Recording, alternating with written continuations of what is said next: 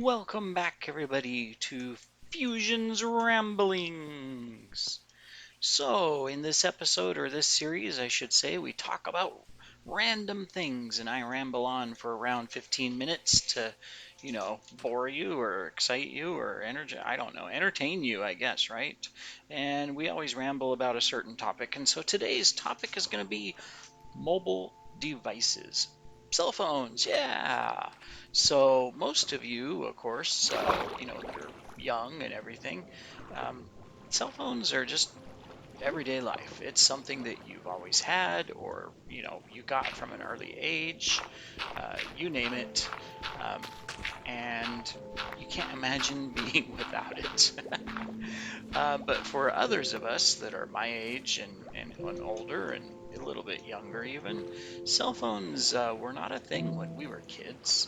There were satellite phones, and those were extremely expensive, and only the rich, and the business guys had those. But, a mobile device just did not exist for anyone. I remember when they first started coming out, and it was like, oh, well, those are cool. What are you going to use that for? I mean, who talks on the phone so much that they need to have a phone with them at all times? And of course, I mean, there was the obvious, it's like, oh, okay, maybe a business person of some sort that, that travels a lot, for sales or business presentations or things like that. That would make sense. But for the rest of us, everyday people, it was like, why? Why would you even want this? What's its purpose? And then of course things started happening where, messaging became a part of the mobile experience. And so that was kind of neat. You could send a message to someone instead of call them. And I think that's where, really the advent of personal use and desire to have a mobile phone came about. They weren't terribly expensive at the time. Compared to today's phones, they were dirt cheap. And of course, no fancy colors, graphics, images, or anything like that. I mean, it was a text only digital thing, with just numbers and black lines on a gray screen. I mean, that was it. That was your experience. My first phone was a little Verizon phone, um, and it was a flip phone, and it had this small itty bitty screen on it. And the flip, even though it flipped out, the screen wasn't really on the flip. That was just a cover to protect the screen. That's all that was, and it had a little antenna you pulled out so that it could get good reception.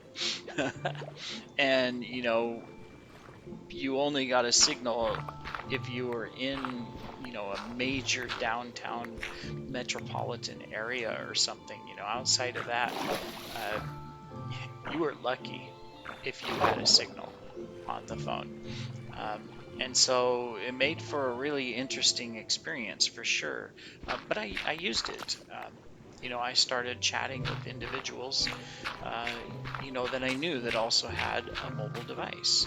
Um, and then later, of course, the internet started really becoming a thing with Facebook and social media and stuff, very early ages. And so messaging, from your device to a computer was exciting. And I can't even remember the name of some of the apps that existed, or I guess they were called apps. They were still black and white digital screens. There was no colors or anything like that. No touch screens or enhanced keyboards or anything like that.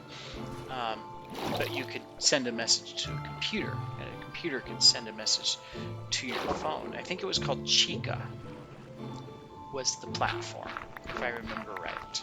Um, that I had, anyways. I'm sure there was maybe others.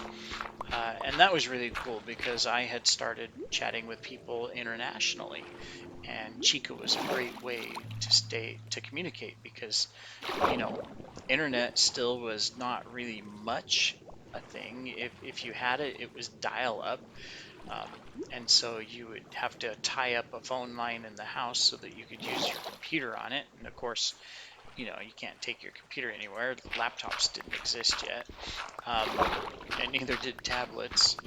Uh, but then, of course, it, you know, just evolved from there with Blackberries and, you know, stylus and more interactive and color screens that were digital. And then later on, of course, you know, images and, you know, file types. You could have files on your phone. And of course, you know, games were really, really basic, you know, like Snake. I remember that game where you just chased pixels around the screen and the snake ate itself. You know, that was the goal, is to keep it from growing or something like that. Um, but yeah, then of course they evolved. Um, and later on, you know, obviously, you know, some touch screens started coming out here and there, and you know, your color screens were evolving. You know, at the time when what really got me is I actually moved out of the U.S. and I moved to Asia, to the Philippines.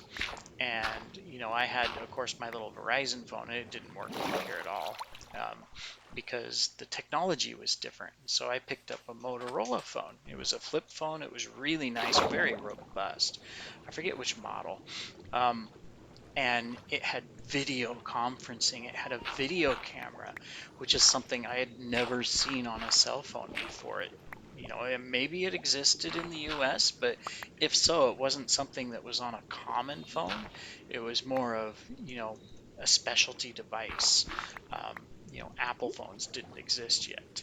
Uh, and neither did, you know, Android, Samsung phones or anything like that. You had Nokia, Motorola, was your primary manufacturers, a few others, but those were your big ones, and then some Japanese phones, and they were so advanced compared to what um, you know, was available in the U.S. at the time, and that was like in 2001, 2002, 2003, you know, around that time frame um, when I came here, uh, and then of course. You know, I was always bragging to people back home, well, you know, my phone can do video conferencing, and what can yours do, and stuff like that. Um, and they were always jealous of that. And then, of course, you know, the Apple phone came out, the iPhone, and that really changed the whole industry because it was the time the internet was really starting to take off. Facebook and was a huge thing, um, and there was a few other things that were happening, you know, in the World Wide Web that started occurring as well, um, that made the technology change and evolve, right? And of course, as a result, more and more people started buying phones. Of course, everybody wanted an iPhone because that was the cool thing. If anything, Apple did a great job with advertising, right? It was an advertising powerhouse. Uh, and then, you know, from there, we have the experience that we're all used to today because app development started for the phones and other devices started coming out to compete with Apple. Um, and today you can do almost anything. You know, I mean, I don't even have, you know, for a long time I didn't have a home phone anymore because I didn't need one.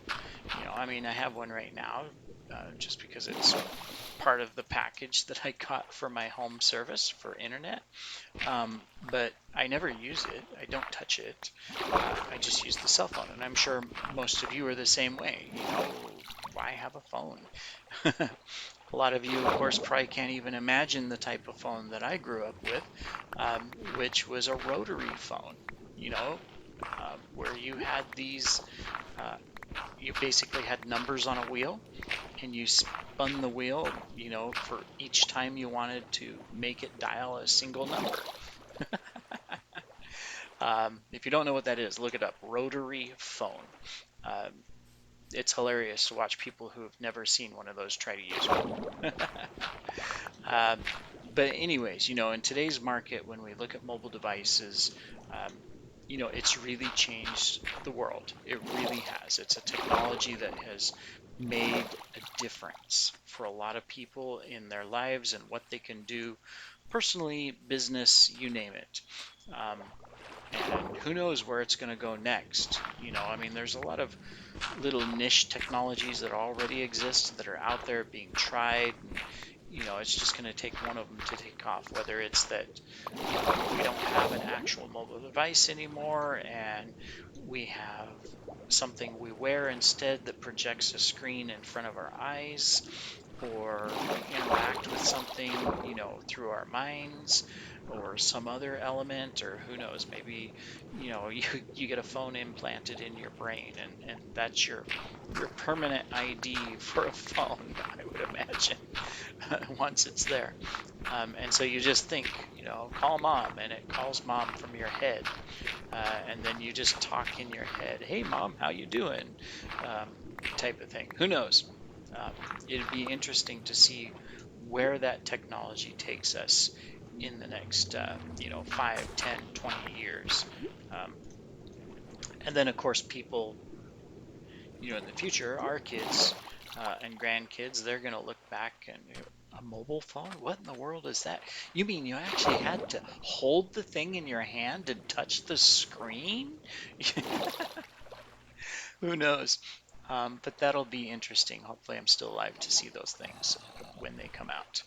Um, so, what was your experience when you had your first phone? What was it like? When did you get it? Were you one of those that saw it come out as emerging technology, or was it something that you know, you just grew up with? You got a phone when you were at a young age as a birthday present or something, or whatever, and then of course, you just started using it. Um, Today it seems like we can't do anything without them. We have apps that do everything from ordering food and online purchasing and home delivery of items to banking and finance to managing what you do socially. Of course, playing games, reading, listening, and watching movies and shows and all of that. Um, if there's a single technology from a device perspective that has changed the way mankind, um, humans, if I want to be appropriate and make sure that I'm not offending anybody, um, changes the way we just live, right? Uh, from a device perspective, I would say it's almost right up there with fire. Really. Of course, I could say that internet is that, but internet's not a device. Internet is something completely at a different level. And same thing, as far as connectivity, knowledge, and empowerment, the internet really takes the cake there. But of course, in order to use the cake, you have to have the fork to eat it. And so the mobile device or your computers or anything else, um, those are the utensils to eat the cake. I know my analogies are weird. Um, but anyways, that pretty much finishes up today's rambling topic. Hope you've enjoyed it. Kind of a little bit of a history lesson maybe there, or experiential lesson, as you may call it. Um, but definitely something I'm excited to see where it goes in the future and how we can use it and how it is going to evolve. So come back and join me next time if you've liked what you've heard on Fusion's Ramblings, and we'll have another topic for you. Thank you, everybody, and have a great day.